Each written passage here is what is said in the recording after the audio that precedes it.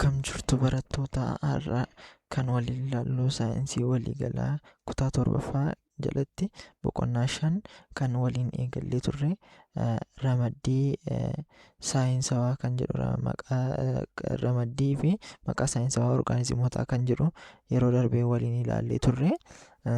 Har'a immoo kan mata duree boqonnaa 5 kana jalatti mata duree kan itti aanu sadarkaalee ramaddii orgaanizimootaa kan jedhu waliin ilaalla jechuudha.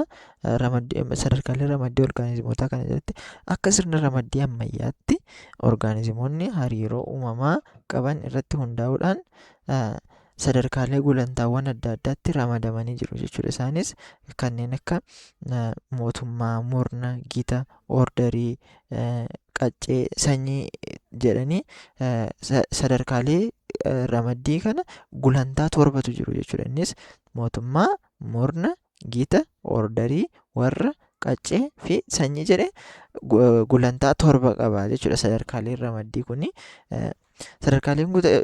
sadarkaalee kana keessa mootummaan isa guddaadha jechuudha. Wantoota baay'ee kan of keessatti qabatee jiru mootummaadha jechuudha. Inni xiqqaan immoo sanyiidha jechuudha. Sadarkaalee gulantaawwan ramaddii kan tartiibaan xiqqaa irraa gara guddaatti yoo jenne xiqqaan sanyiidha. Mootummaan immoo guddaadha jechuudha. Guddaa irraa gara xiqqaatti yoo tartiibessina ta'e immoo mootummaa irraa gara sanyiitti tartiibessina jechuudha. Akka fakkii kanarratti ilaallu fakkeenyaaf mootummaa irraa hanga sanyiitti hanga heddummina guddaa isa qabu irraa heddummina xiqqaa isa qabutti yoo ilaalle mootummaa kan jennu kun heddummina guddaa qaba jechuudha. Wantoota baay'ee of keessatti kan hammatee jiru mootummaadha jechuudha. Mootummaatti aanee immoo murnatu jira. Murnatti aanee immoo gitatu jira. Gitatti aanee ordarii, achii warra, achii immoo qaccee, sanyii jedha jechuudha. Sanyiin wal fakkaataa yookiin amala wal fakkaataa qaba walitti dhufanii qaccee ta'u jechuudha. Qaccee jalatti ramadamu. Qaccee wal fakkaataa kan qaban immoo warra dhufanii warra jalatti walitti ramadamu jechuudha. Ordarii kan jennu kun immoo warra amaloota wal fakkaataa qabantu ordarii jalatti ramadama jechuudha. Akkasumallee ordariin kun immoo amala wal fakkaataa kan qaban kun gita jalatti bakka tokkotti ramadamu jechuudha. Achi immoo gita kana jalatti amaloota wal fakkaataa kan qaban dhufanii murna ta'anii walitti dabalamu jechuudha. Kana bal'inaan ilaalla. Akka kanatti xiqqaan sanyiidha jenneerra, guddaan immoo mootummaadha jechuudha. Walitti dabalamanii sanyiin walitti dabalamee qaccee walitti dabalamee warra ta'a jechuudha. Asirratti mootummaan ramaddii orgaanizimootaa keessatti sadarkaa guddaa fi bal'aa isa ta'edha jechuudha. Mootummaa kan jennu kun sadarkaa isa guddaa fi akkasumallee isa bal'aa kan ta'edha jechuudha. Mootummaan gulantaa olaanaa fi kanneen hafan irraa mara of jalatti hammata jechuudha. Kana jechuun mootummaa kan jennu kun warreen kana hunda of jalatti hammata jechuudha. Asitti fakkeenyaaf qaccee yoo jenne qacceen sanyii of jalatti hammata. Warra yoo jenne immoo warri immoo qaccee fi sanyiillee of jalatti ni hammata jechuudha. Ordariin warra qaccee sanyii kan jedhaman kana of jalatti hammata jechuudha. Akkasumallee mootummaa kan jennu kun immoo hunda isaanii of jalatti hammata jechuudha. Murna, gita, ordarii, warra, qaccee, sanyii warra jedhaman kana hunda isaanii of jalatti hammatee kan argamu mootummaadha jechuudha. Fakkeenyaaf mootummaan biqiltoota hunda of jalatti qabata jechuudha. Fakkeenyaaf mootummaan biqiltootaa kan jedhamu kun biqiltoota jedhamanii kan jiran hunda of jalatti hammata jechuudha.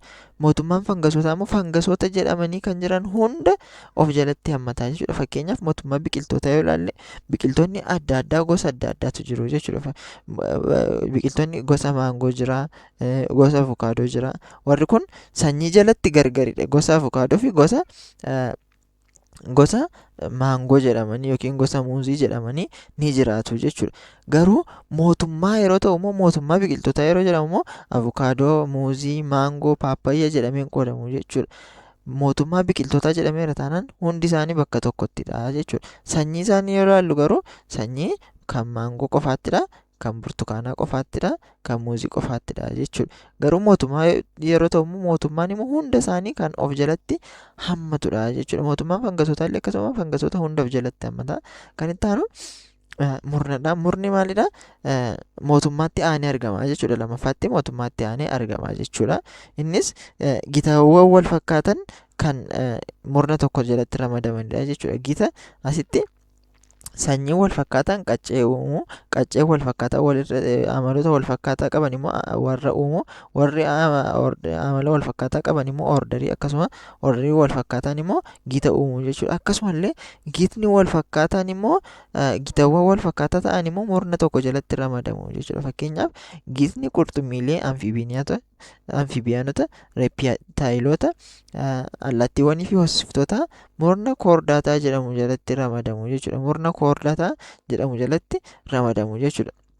Asitti fakkeenyaaf gita jalatti gita qurxummiilee jedhee gosa qurxummiilee qabata. Gita amfiibiyaanotaa jedhee amfiibiyaanota qabata. Gita allaattiiwwanii jedhee allaattiiwwan of jalatti qabata. Murna yeroo ta'u garuu murni immoo murna koordaataa jedhee warra gita jalatti qofaatti ramadaman kana bakka tokkotti qabata jechuudha. Jalqaba gitni qurxummiilee qofaatti ture, gitni amfiibiyaanota qofaatti ture. Garuu murna jala yeroo dhufu murna koordaataa jedhameera taana. Murni koordaataa maal of jalatti qabata? Gita qurxummiilee qabata, gita amfiibiyaanota, gita reeptaayiloota, gita allaattiiwwanii, gita hoosiftootaa jedhee warra kana hunda murna jalatti bakka tokkotti walitti dhufu jechuudha. Gita kan jennu kun immoo maalidha? Gitni orderiiwwan amaloota walitti dhiyeenya qaban of keessatti hammata jechuudha. Gita kan jennu kun immoo orderii isa kana jechuudha. Orderii wal fakkaataa yookiin amaloota walitti dhiyeenya qaban kana of jalatti hammata. Orderii kan jennu kun immoo maalidha jechuudha? Warra adda addaa amaloota walitti dhiyeenya qaban of keessatti hammata jechuudha.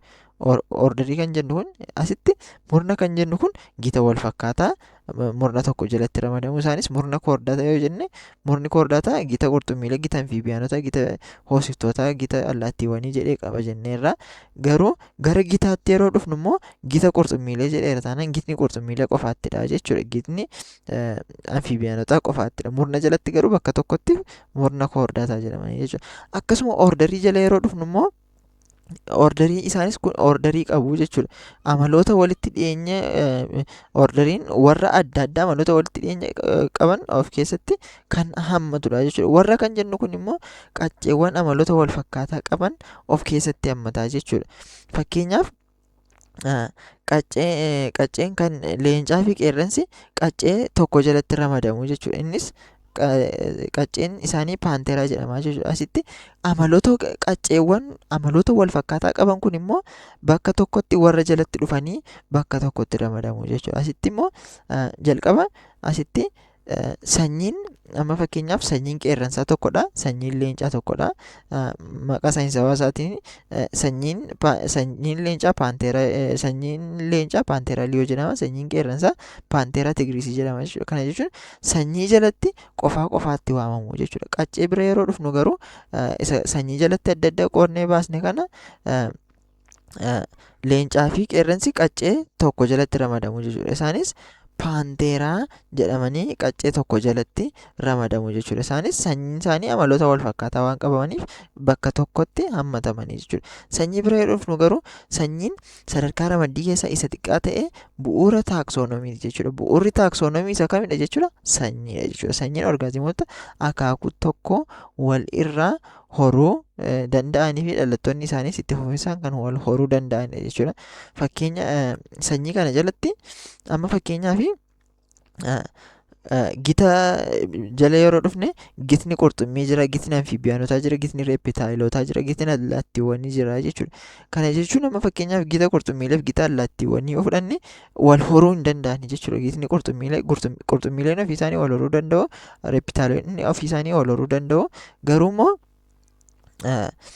qurxummii gosa hundatu wal horuu danda'a yookiin allaattii gosa hundatu wal horuu danda'a miti jechuudha. Fakkeenyaaf simbirri yoo jiraatte simbirri yoo bira wajjin wal horuu hin dandeessu jechuudha. Kanaafiyyuu gita irrattis baay'ee guddaa waan ta'aniif wal horuu hin danda'ani jechuudha. Garuu sanyii bira yeroo dhufnu sanyii biratti sanyii warri jedhaman kun wal horuu ni danda'u jechuudha. Fakkeenyaaf nama yoo fudhanne namni nama wajjin wal horuu danda'a. Leenci akkasuma birbirsi, waddeessaa fi kanneen kana fakkaatan wal horuu danda'u jechuudha. Garuu qaccee bira yeroo dhufnu immoo qacceen fakkeenyaaf qacceen leencaa fi qeerransaa tokkodha jenneerra.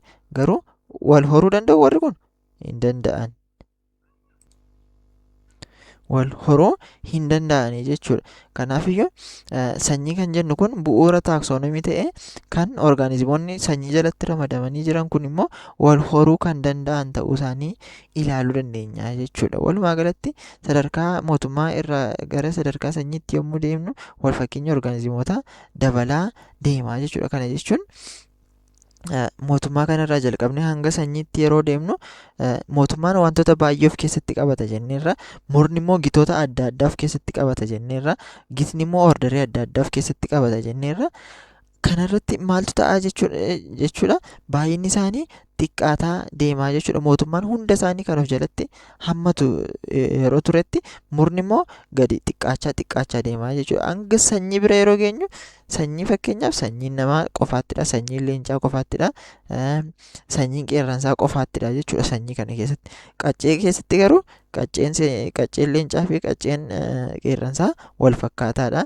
Akkasuma walitti dhufaa deemanii mootummaa jalatti bakka tokkotti ramadamu jechuudha. Sanyiin immoo ispeesifikiidha yookiin immoo qoodamiinsa guddaa inni qabu sanyiidha jechuudha. Kanaafiyyuu baay'inni wal fakkeenya orgaanizimoota mootummaarraa kaasee hanga sanyiitti yeroo deemnu wal fakkaataa deemaa jechuudha. Wal fakkaataa deemaa jechuudha. Asitti fakkeenyaaf murna yeroo laallu gita yeroo laallu gitni allaattiiwwanii fi gitni hoosiftoota akkasuma gitni qurxummiilee adda adda ture jechuudha. Adda adda yeroo ture garuummoo murna jala yeroo dhufnu immoo murna koordaataa jedhame qurxummiileenis allaattiiwwanis bakka tokkotti ramadamanii jechuudha. Baay'ataa deemaa jechuudha. Irraa gadee yeroo deemnu garuu gitni isaa fakkeenyaaf murna jalatti murna koordaataa ni jedhame, gita jalatti immoo gita qurxummii, gita hoosiftoota, gita allaattiiwwanii jedhanii qoodamaa jechuudha. Akka hanga sanyiitti yeroo deemnu wal fakkeenyi isaanii dabalaa deemaa jechuudha. Haala kanaan ilaaluu dandeenya.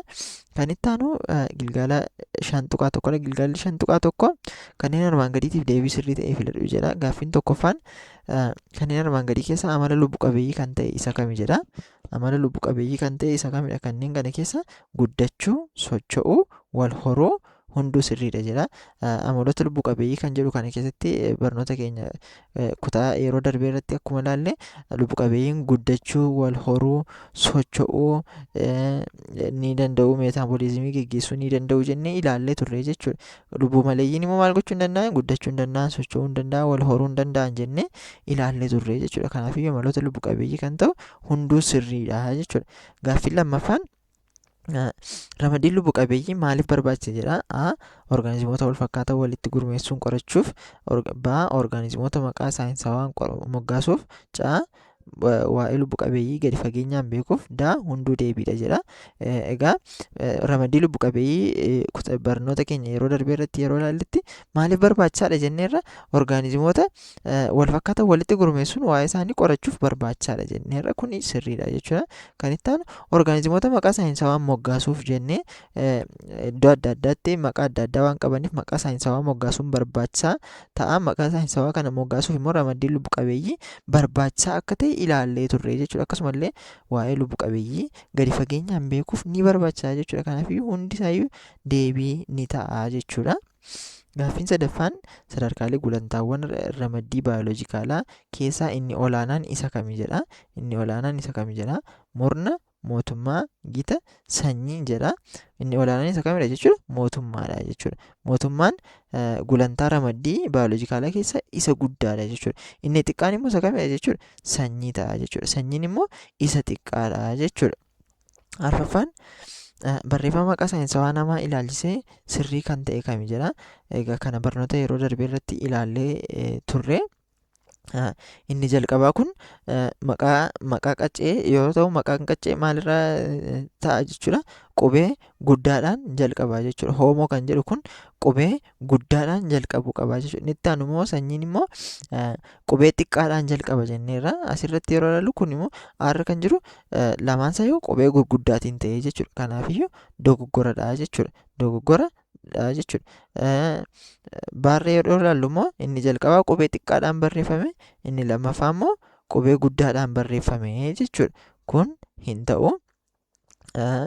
Kan Daarra jiru yoo ilaallu immoo lamaan isaa qubee xiqqaadhaan barreeffamee jira. Kunis dogoggoradha. Caarra kan jiru yoo ilaallu immoo Homo sapiens kan jedhu kun Homo inni jedhu haan qubee guddaadhaan isaan immoo qubee xiqqaadhaan barreeffameera jechuudha. Kanaafiyyuu caarra kan jiru deebii sirrii ta'a jechuudha.